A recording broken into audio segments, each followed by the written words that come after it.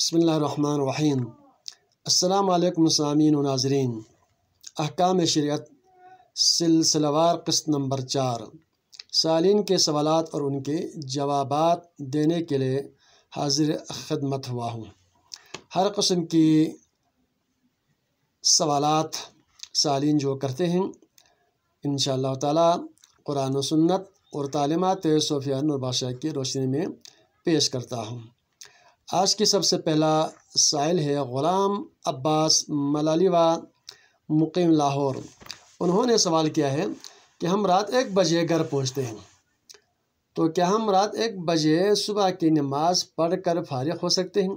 کیونکہ جب ہم 1 بجے گھر پہنچتے ہیں پھر سو جاتے ہیں، پھر صبح کی نماز کے لیے اٹھنا تو دشوار ہوتے ہیں، مشکل ہوتا ہے، ہمیں نماز میں جو ہے مسئلہ پیدا ہوتا ہے، نہیں پڑھ سکتے ہیں۔ تو مسٹر غلام عباس صاحب، اللہ تعالیٰ نے ہمیں حکم کیا کہ وقت پر نماز پڑھیں۔ ان الصلاۃ کانت علی المؤمنین کتابا موقوتا، مومنوں پر جو ہے مقررہ اوقات میں نماز کو فرض کیا گیا ہے، لہٰذا آپ ایڈوانس صبح کی نماز رات 1 بجے پڑھ کر سبکدوش نہیں ہو سکتے ہیں، وقت پر ہی آپ کو نماز پڑھنا ہوگا۔ دوسرا سائل ہے اصغر علی خپلوی مقیم کویت۔ میرے چند قضا روزے ہیں، بدقسمتی سے اس کے بعد اب میں دائمی مریض بن چکا ہوں، ڈاکٹر کی طرف سے بھی ہدایت ہے کہ روزہ نہیں رہ سکتے ہیں، آپ کے لیے یہ مسئلہ ہوگا، تو میں باقی جو روزے ہیں اس کے لیے میں کیا کروں؟ مسٹر غلام عباس صاحب، شریعت نے ہمیں اس چیز کا سختی نہیں کیا ہے، بلکہ اس کا نعم البدل ہے، لہٰذا آپ کے جتنے بھی قضا روزے ہیں اس کے لیے ہمیں مد ادا کرنا ہوگا، اور اس کا جو روزے کی قائم مقام ہے نعم البدل ہے۔ آپ مسکین کو جو ہے، کسی یتیم کو، کسی محتاج کو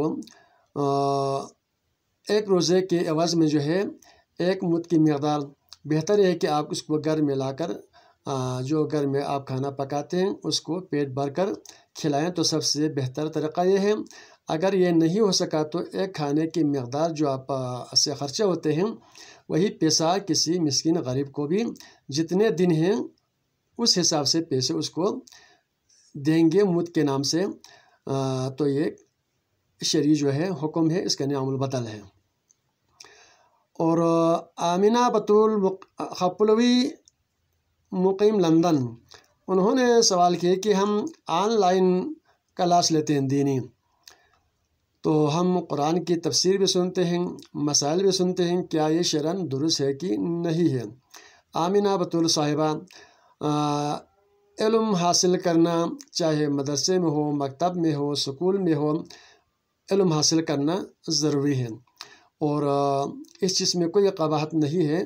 آن لائن جو ہے آپ قرآن کا ترجمہ ہو، تفسیر ہو، حدیث ہو، جو بھی دینی علوم ہو، مروجہ علوم ہو، آپ آن لائن کلاس سن سکتے ہیں، آپ اس سے فیض حاصل کر سکتے ہیں، اس میں کسی قسم کی قباحت نہیں ہے۔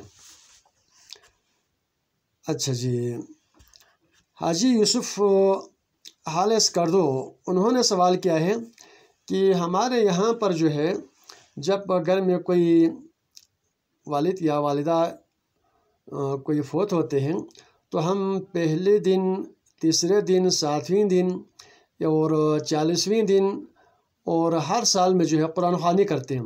کیا یہ کوئی شرعی حکم ہے یا ایک ملکی رواج ہے؟ حاجی یوسف صاحب، اس کا باقاعدہ جو ہے حوالہ شرعی حکم فقہ احوط باب الصلاۃ میں موجود ہے کہ گھر میں جو فوت ہوتے ہیں اس کے وارث کو چاہے کہ پہلے دن، تیسرے دن، 7ویں دن، 40ویں دن، ہر سال کے بعد یا 2 سال کے بعد جو ہے قرآن خوانی کرنا، فاتحہ خوانی کرنا، یہ ثواب ہے، یہ حکم ہے۔ اور البتہ ان ایام میں اگر تیسرے دن، 7ویں دن یا 40ویں دن نہ کر سکے، آپ کو مسئلہ مسائل ہو، تو یہ ضروری بھی نہیں ہے۔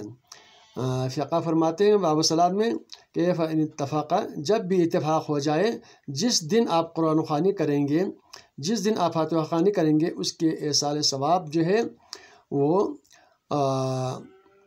وہاں تک پہنچ سکتے ہیں۔ تاہم فقاہت میں یہ دن جو ہے گنا گیا ہے کہ دفن کی پہلی رات، تیسرے دن، 7ویں دن اور 40ویں دن، ہر سال کے بعد یا ہر 2 سال کے بعد ان کے لیے فاتحہ خوانی، قرآن خوانی کی جائے۔ تو آج کے سالین میں یہ 4 سالین شامل ہیں۔ اللہ تعالی ہم سب کو شرعی مسائل سننے اور اس پر عمل کرنے کی توفیق عطا فرمائے۔